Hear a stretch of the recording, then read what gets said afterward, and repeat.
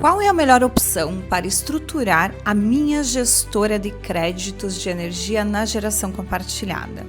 Consórcio, cooperativa ou associação? Esta pergunta ela é muito recorrente aqui no escritório e a resposta é sempre depende. Depende do que, Juliana?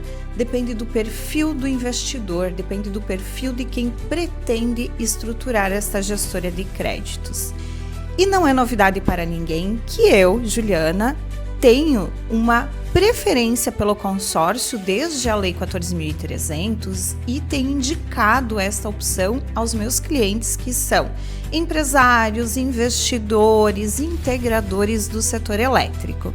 Mas, Juliana, por que o consórcio? Eu tenho aqui 4 motivos para justificar a minha preferência pelo consórcio de consumidores para a realização desta geração compartilhada.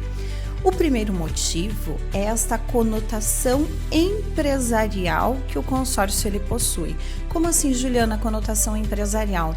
O consórcio ele é constituído por meio de um contrato social que é registrado na junta comercial. Ele precisa de, no mínimo, 2 pessoas jurídicas, 2 PJs para sua constituição. Qualquer alteração envolvendo a estrutura das PJs ou a substituição de uma das consorciadas é realizada por meio da alteração no contrato social. Então, essa conotação empresarial em razão deste contrato social de constituição.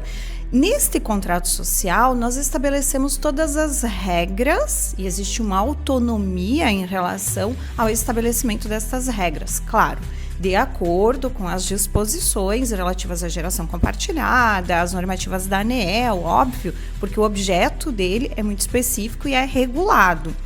Já o segundo motivo diz respeito à administração do consórcio, que é realizada por meio da consorciada líder, eleita, escolhida no contrato social pelas consorciadas que fundaram, que constituíram este consórcio. Então, o consórcio ele não depende da realização da Assembleia Geral de Consumidores para a tomada das decisões. As decisões todas estão concentradas na consorciada líder. Já o terceiro motivo diz respeito à tributação sobre esta operação do consórcio.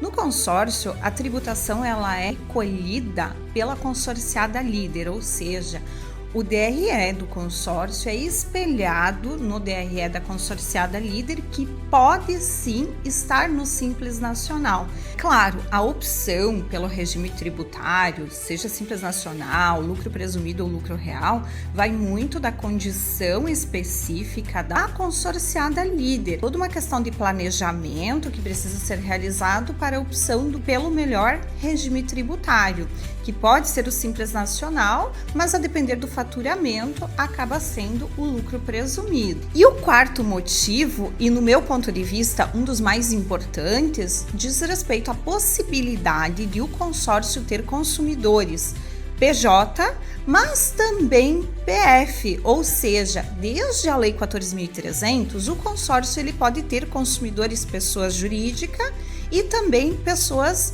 físicas. Esta inclusão das pessoas físicas como consumidoras do consórcio se deu a partir da Lei 14.300. Antes dela, o consórcio ele somente permitia consumidores, pessoa jurídica, e estes consumidores eles precisavam estar no contrato social do consórcio, ou seja, eles precisavam estar incluídos no contrato social do consórcio para terem direito ao recebimento dos créditos da geração compartilhada.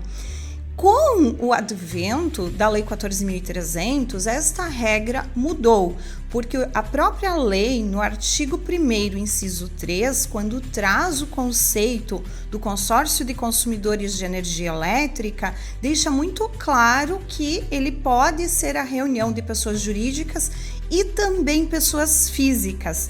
Portanto, desde 2022, o consórcio ele pode ter sim consumidores pessoas físicas e estes consumidores, sejam eles pessoa jurídica ou pessoa física, não precisam estar no contrato social do consórcio, eles simplesmente assinarão um termo de adesão ao consórcio para terem direito ao recebimento dos créditos, dos excedentes de energia da geração compartilhada que o consórcio se dispõe a fazer. Mas vamos falar também sobre a associação.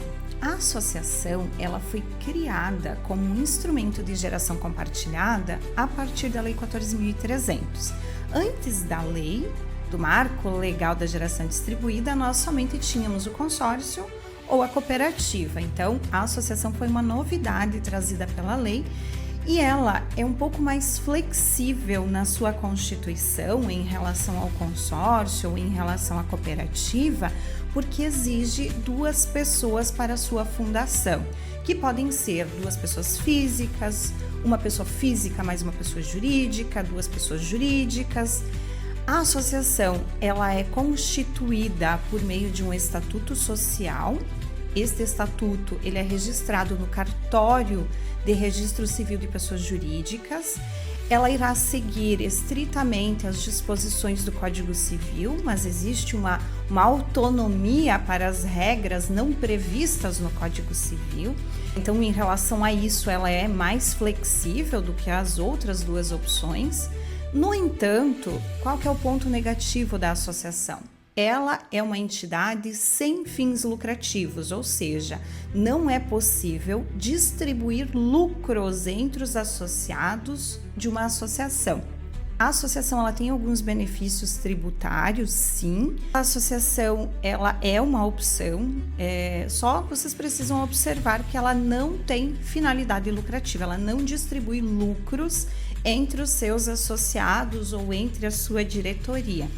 Outra observação importante em relação à associação é que nós aconselhamos que ela não tenha patrimônio próprio. Por que isso? Porque se em algum momento ela se dissolver, o patrimônio existente ou o saldo existente, ele precisa ser direcionado a uma outra associação congênere, ao Ministério Público ou ao município da sua sede, de acordo com a previsão estabelecida no Estatuto Social. Já em relação à cooperativa ela foi muito utilizada antes da Lei 14.300, porque era a opção disponível como instrumento de geração compartilhada para o atendimento dos consumidores pessoas físicas, o que de certa forma a associação veio e o consórcio da mesma forma a realizar pós-Lei 14.300.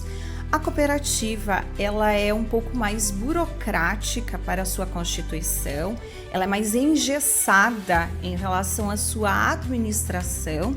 Como assim, Juliana? A cooperativa, ela exige para a sua fundação, no mínimo, 20 pessoas físicas.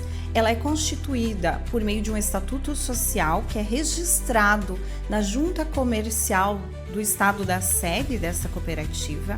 Ela precisa ainda ser registrada na OCB, que é a Organização Cooperativista Brasileira. Posteriormente a isso, ela pode estar iniciando as suas atividades. A cooperativa, ela precisa observar a Lei 5764 de 1971. Esta é a lei do cooperativismo brasileiro. Então, ela é engessada em razão disso. Ela precisa obrigatoriamente observar todas as diretrizes legais previstas para a sua fundação, para o seu funcionamento.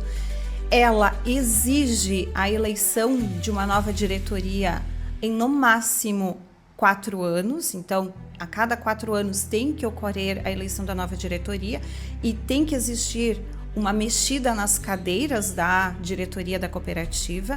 Além disso, ela obrigatoriamente terá que ter uma diretoria ou um conselho de administração, uma assembleia geral e um conselho fiscal. Isso por disposição legal, então ela é mais engessada na sua administração. Todos os atos precisam ser devidamente arquivados na junta comercial, mas ela permite consumidores pessoa física, pessoa jurídica.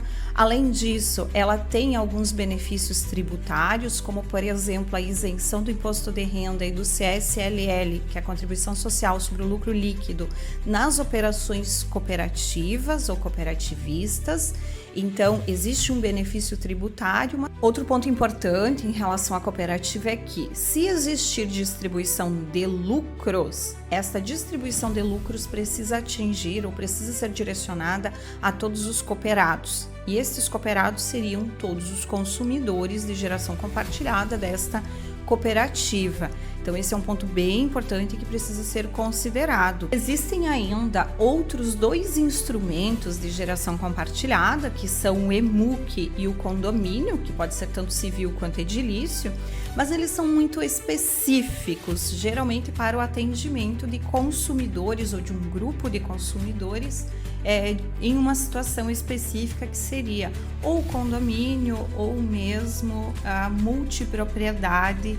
Então, a partir das considerações que eu trouxe neste vídeo, me conte qual das opções de instrumento de geração compartilhada lhe agradou mais, faz mais sentido para você, se adequa mais ao seu perfil.